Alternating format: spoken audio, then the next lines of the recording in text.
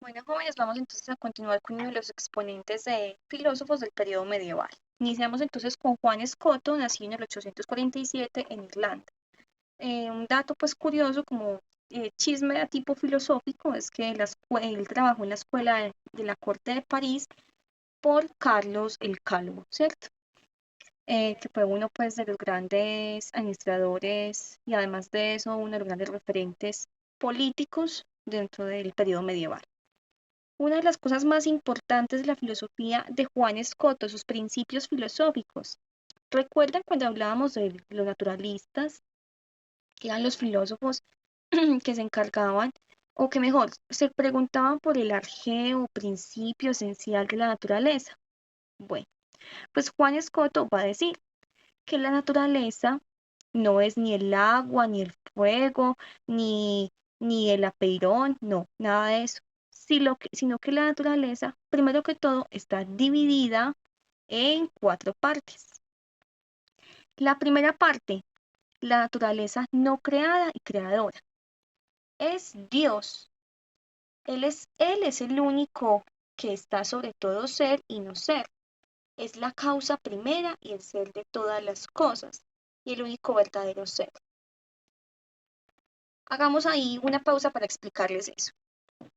Recuerdan que yo les he explicado a ustedes el principio de identidad de Parménides, que Parménides va a decir, el ser es y lo que no es, no es.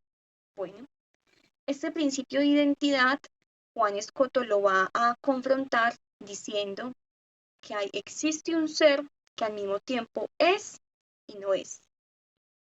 Y que además de eso es el único, perdón chicos, que existe un ser que está sobre todo y que es el único que está sobre los seres que son y los que no son.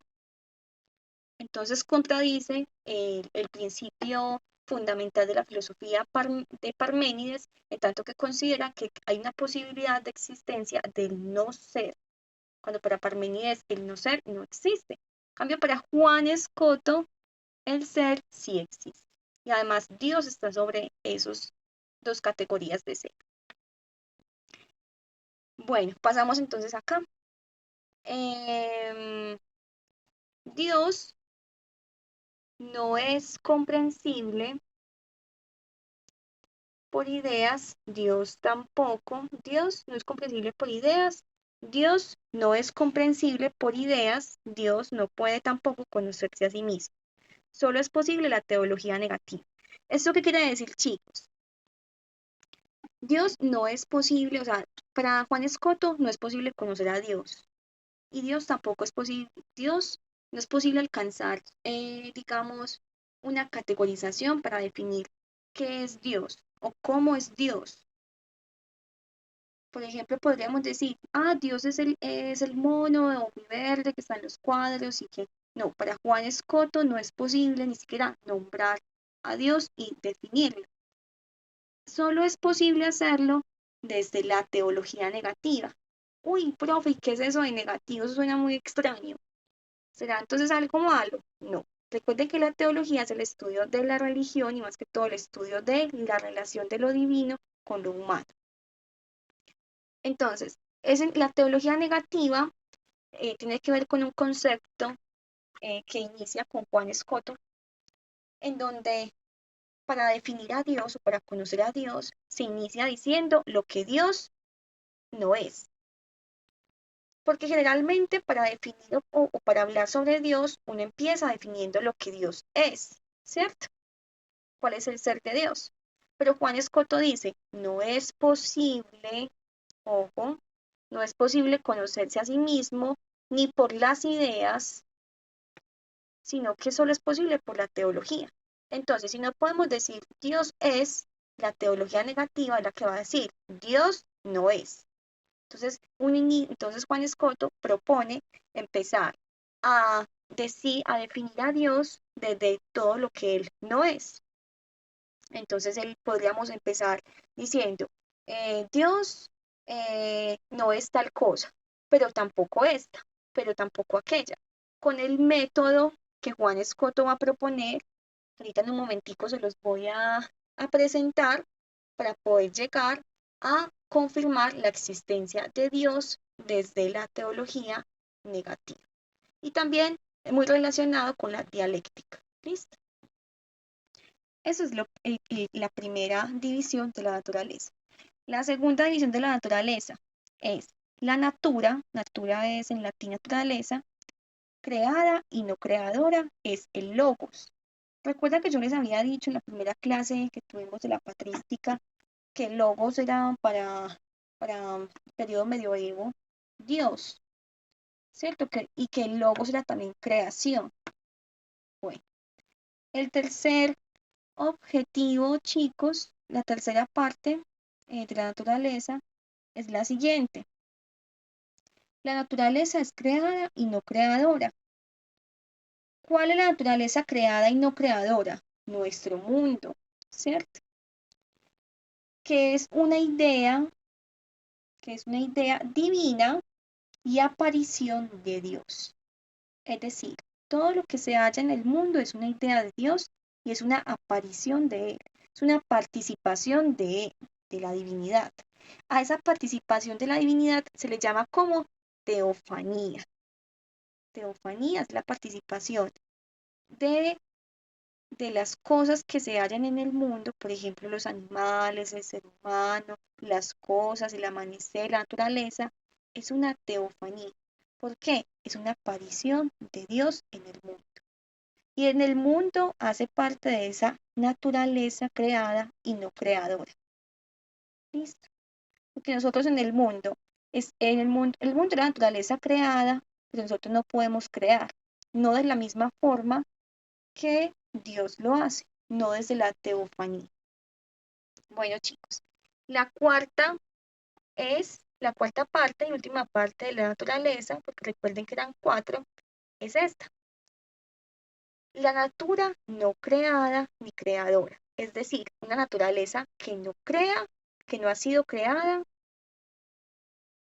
ni tampoco que es creadora, ¿cierto? Esa naturaleza, esta última parte de la naturaleza, es entonces el ser divino, es entonces, cuando el ser humano muere, para Juan Escoto, existe esa naturaleza, se hace presente la naturaleza no creada ni creadora, volviendo a la persona que muere un ser divino, porque regresa al logos, a ese logos que es Dios, a ese logos que es Dios, regresa a ese logos como un ser divino sin sexo y además de eso resucita en la Trinidad.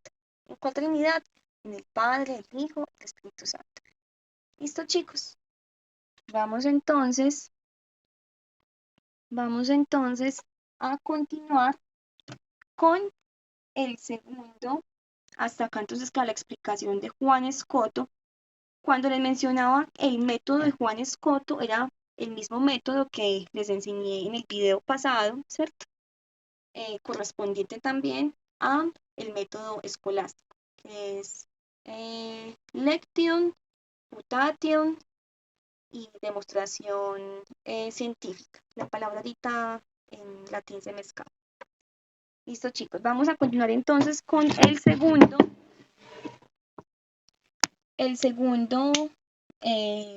representante o filósofo del periodo medioevo, de ese primer periodo medioevo, se llama Anselmo de Canterbury, ¿cierto? Él nace entre Borgoña y Francia. Él propone algo muy importante y es el método escolástico, es decir, él crea un nuevo método, pues da unas orientaciones para la conformación de un nuevo método escolástico, además del que había hecho, además del ya propuesto por la escolástica. Entonces, tenemos que hay un método escolástico que se llama Credo ut Intelligam o Intelligam, que significa creo para entender. Juan Escoto menciona que el único criterio último de la verdad, es decir, lo único que realmente es verdadero, es la revelación divina. Y esa revelación divina, Anselmo de Canterbury va a decir, nos debería dar vergüenza no entender intelectualmente lo que la fe acepta. Esa es una premura de Anselmo de Canterbury. Entonces Anselmo nos va a decir, yo les voy a demostrar la existencia de Dios. Ojo con esto, muy importante. Yo les voy a mostrar la existencia de Dios, dice Anselmo. ¿Y cómo lo va a demostrar él? Lo va a demostrar a través de la prueba ontológica de la existencia de Dios. ¿Y cómo?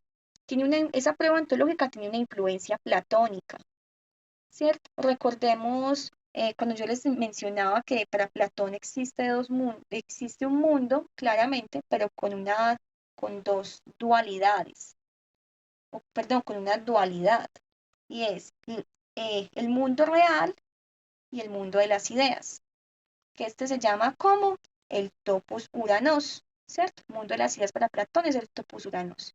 Y el mundo real para Platón es el mundo de las sombras. No es que existan dos mundos como en algunos ensayos que me entregaron ustedes final de periodo pasado, o que un mundo anula al otro, sino que en realidad es una dualidad que comparte el mismo mundo. ¿Listo? Es como un mundo con dos dimensiones. Matrix, por ejemplo, la película Matrix nos puede llevar un poco a entender desde el cine este planteamiento platónico. ¿Listo, chicos?